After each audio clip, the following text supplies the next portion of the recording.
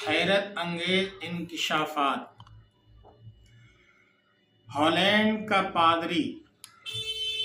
ایلف گال کہتا ہے کہ میں نے شوگر، دل اور معدے کے مریضوں کو مسلسل لگاتار 30 دن روزے رکھوائے۔ نتیجہ یہ نکلا کہ شوگر والوں کی شوگر کنٹرول ہو گئی، دل کے مریضوں کی گھبراہٹ اور سانس کا پھولنا کم ہوا، اور معدے کے مریضوں کو سب سے زیادہ فائدہ ہوا۔ ایک انگریز ماہر نفسیات سگمنڈ فرائیڈ کا بیان ہے کہ روزے سے جسمانی کھچاؤ، ذہنی ڈپریشن اور نفسیاتی امراض یعنی بیماریوں کا خاتمہ ہوتا ہے۔ اور ایک اخباری رپورٹ کے مطابق جرمنی، انگلینڈ اور امریکہ کے ماہر ڈاکٹروں کی تحقیقی ٹیم رمضان المبارک میں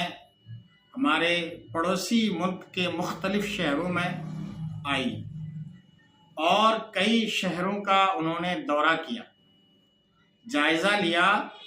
اس جائزے اور ان کے سروے کے بعد انہوں نے یہ ایک رپورٹ پیش کی۔ چونکہ مسلمان جو رپورٹ پیش کرتے ہیں وہ سروے لینے کے بعد اس کو آپ سنیں، جو لوگ روزہ نہیں رکھتے ہیں، بہانے کرتے ہیں، معمولی سی طبیعت خراب ہونے کا بہانہ کر لیتے ہیں،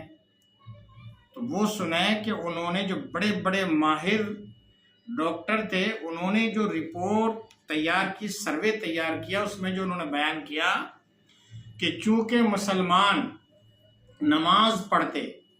اور رمضان المبارک میں اس کی زیادہ پابندی کرتے ہیں، اس لیے وضو کرنے سے ENT یعنی ناک، کان اور گلے کے امراض میں واقع بیماریاں جو ہوتی ہیں وہ دور ہوتی ہیں، ان میں کافی حد تک کمی ہو جاتی ہے۔ اور بتایا کہ مسلمان روزے کی وجہ سے کم کھاتے ہیں، تو لہذا معدے، جگر، دل اور اعصاب یعنی یہ پٹھے جو ہوتے ہیں، ان پٹھوں کی بیماریوں میں کافی حد تک کمی آ جاتی ہے اور یہ بیماری دور ہو جائے۔ اللہ ماشاءاللہ دیکھیے کہ